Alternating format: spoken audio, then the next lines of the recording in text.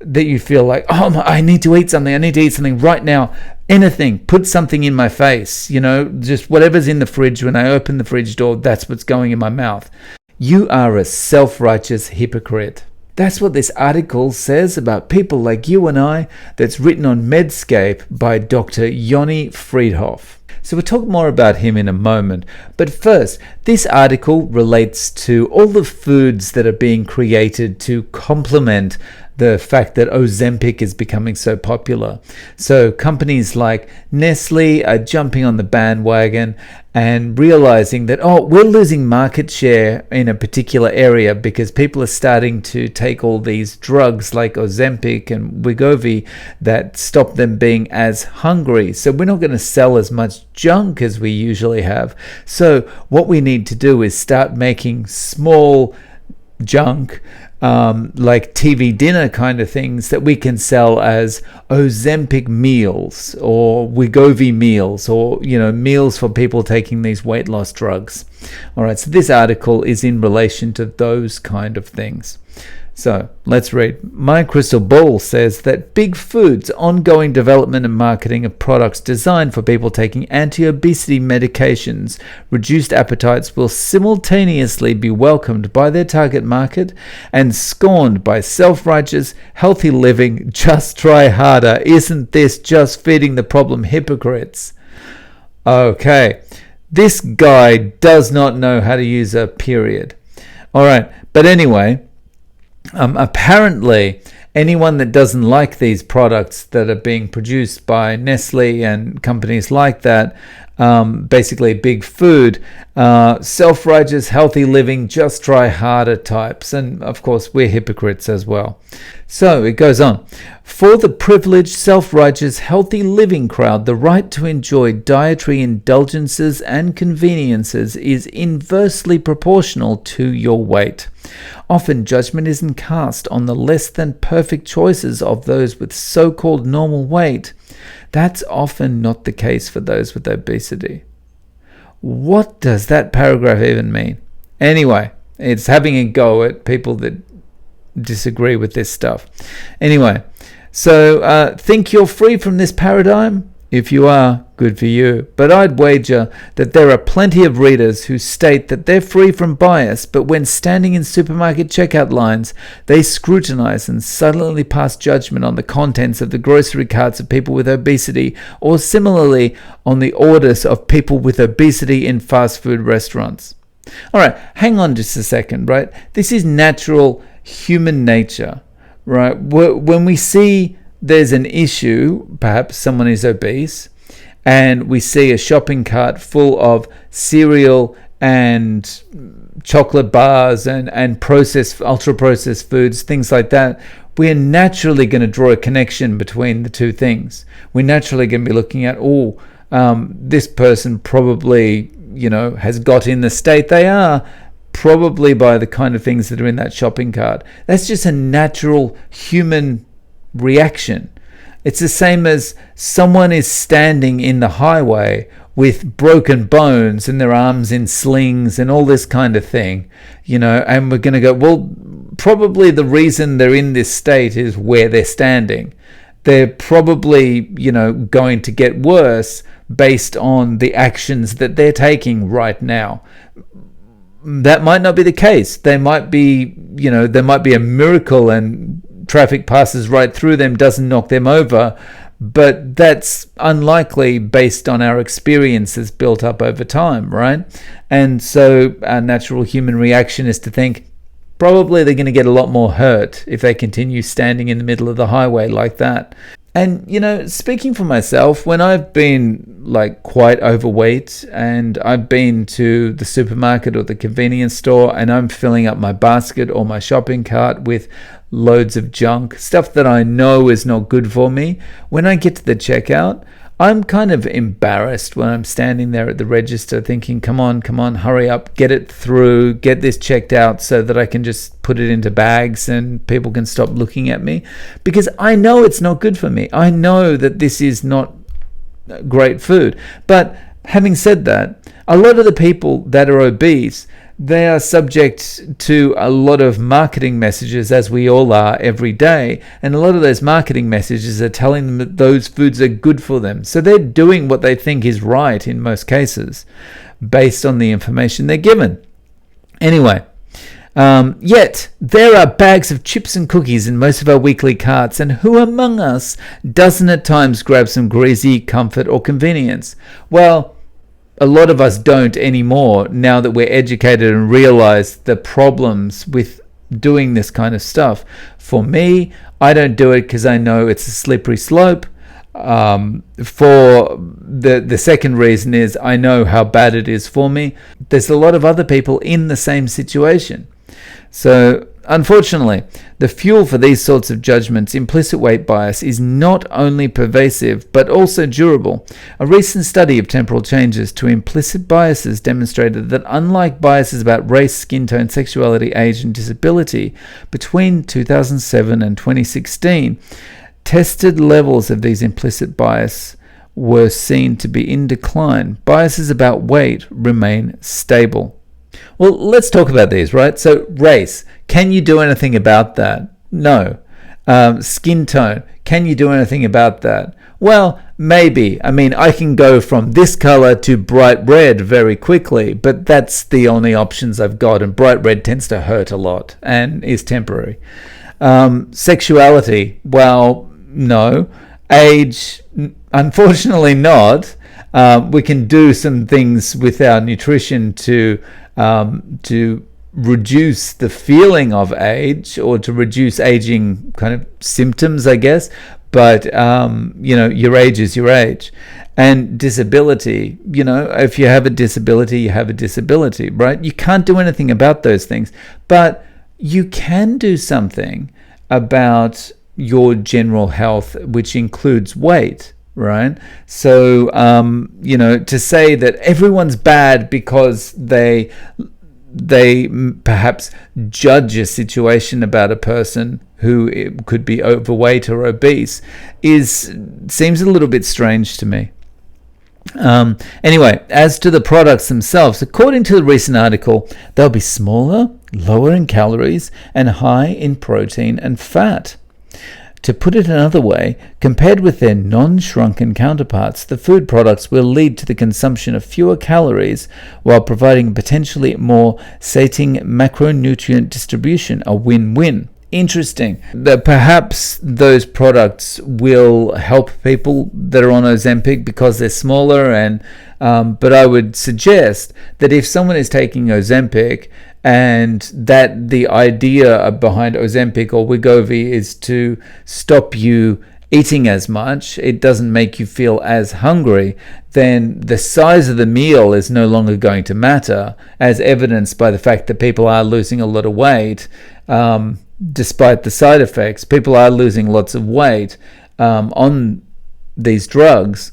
They are naturally not wanting to eat as much, right? So I would say that, a company coming out with a smaller product is not intended to help anybody. It's not intended to have a better macronutrient distribution. It's not intended to satiate more. It's intended to make money or make up for lost revenue that the company is experiencing. And no doubt their sales won't be restricted to those taking anti-obesity medications, and consequently will provide everyone with the ability to purchase and enjoy smaller dietary indulgences. Okay, or they could just eat smaller amounts of food, or they could eat meals prepared by themselves, which they know the ingredients that have gone into them, so there'll be no seed oils, there'll be no chemicals, there'll be no ultra-processed garbage. With that said, I'd be remiss if I didn't assert that the discussion of the merits or the lack thereof of these sorts of offerings is misguided and pointless, in that the food industry's job is not one of social service provision or preventative health care. Clearly not, right? And they have the only reason that they pretend that they might have some kind of interest in that is for marketing purposes. As I've written in the past, the food industry is neither friend, foe, nor partner. The food industry's one job is to sell food, and if they see a market opportunity, they'll take it. Yes, of course. But again, their job is to sell food. Their job is to make money doing, well, if you want to call it food. Their job is to sell food, and their job is to make as much money as possible. They are not considering the consequences of that.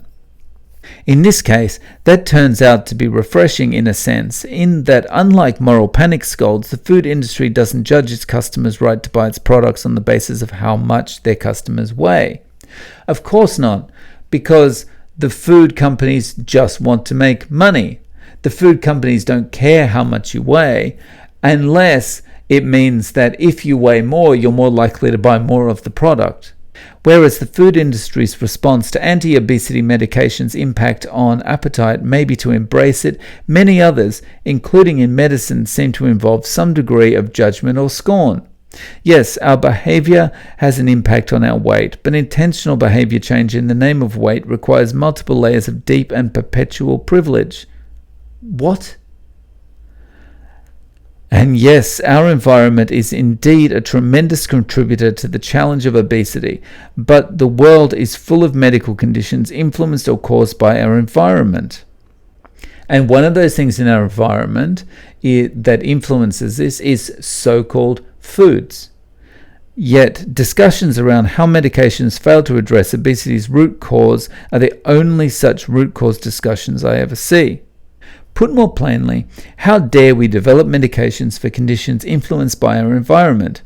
Is an odd stance to take in a world full of conditions influenced by our environments, and where our environment's primary change driver is sales. Products that support the use of medications that improve life's quality while markedly reducing the risk for an ever-growing number of conditions should be celebrated. So this is this feels all backwards. I mean, firstly, this is just word salad, but this seems very backwards in thinking. Products that support the use of medications that improve life's quality while markedly reducing the risk for ever-growing number of conditions should be celebrated.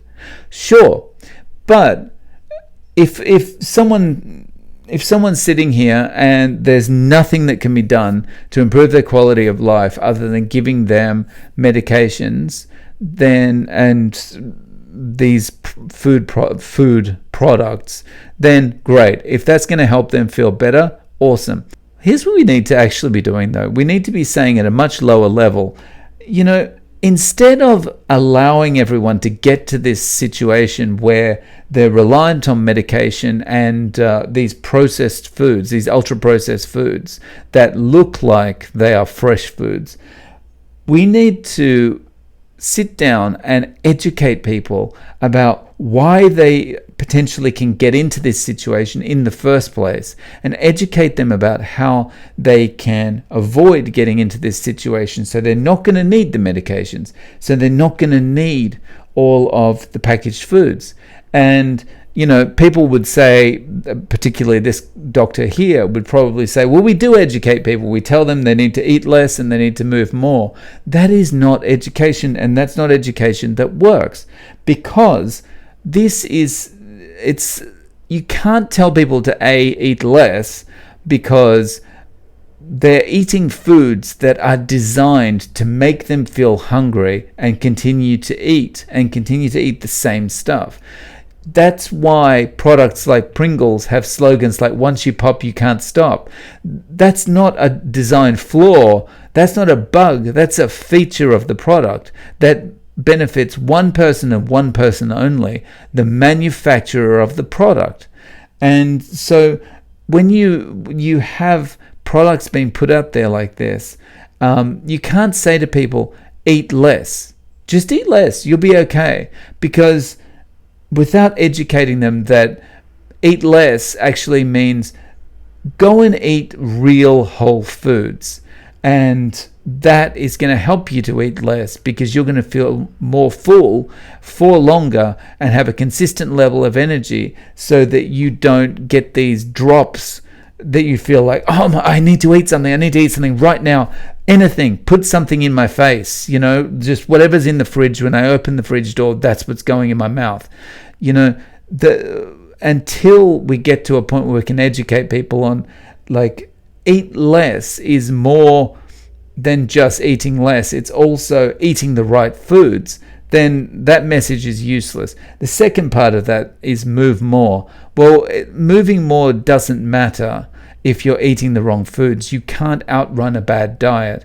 Your metabolic health and your weight, everything about that, it's what happens in the kitchen, in the restaurant, in the convenience store, in the supermarket, in all these places. It's got nothing to do with how much you're moving.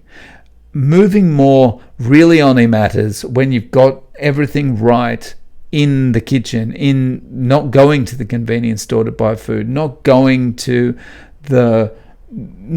all those garbage products that are at the register when you're buying all your other stuff. It's what happens in the kitchen that matters. Okay, now that's the end of the article. So let's just go up again and have a look. Yoni Freedhoff. I want to know more about this guy. So let's look at his disclosures. Yoni Freedhoff, Associate Professor, Department of Family Medicine, University of Ottawa. Disclosure. Yoni has disclosed the following relevant financial relationships. Served as a director on the trustee for Bariatric Medical Institute Constant Health, received a research grant from Novo Nordisk. Oh my goodness.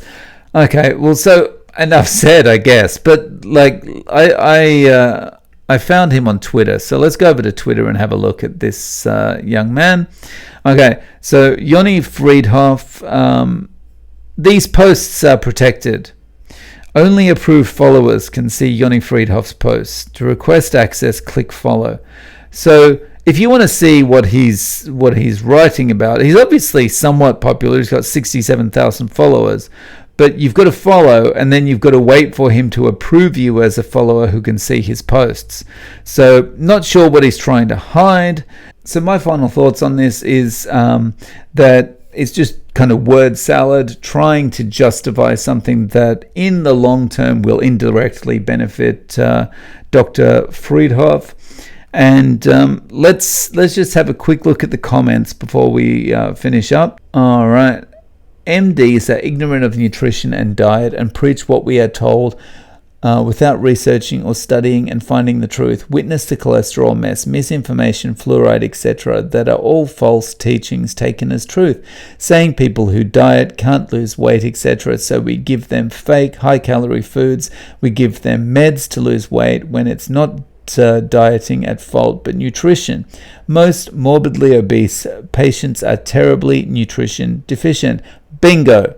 Their bodies are starving for nutrients. Read Wheat Belly, read up on the microbiome. Studies showing fat mice's stool given to skinny mice, they gained weight and got fat too. Obesity is the result of false nutrition information, pushing a high carb, grains, etc., high fruit sugars and low protein, the food pyramid, done to make sure all that corn gets eaten, the toxic oils we use to cook, processed with toxic chemicals, corn oils, safflower oils, hexane, etc. We docs need to truly educate ourselves to provide decent dietary advice.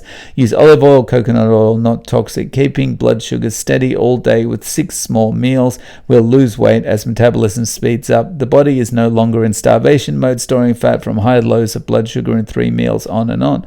Europeans in most countries eat this way. I got obese Marines back into shape within 6 small meals. Blah, blah, blah, end of chapter. Okay. So I don't agree with all of what's written there, but he makes far better points than Yoni does, than Dr. Freedhoff does. Before I forget, I'd just like to thank David, subscriber David, for sending this article to me.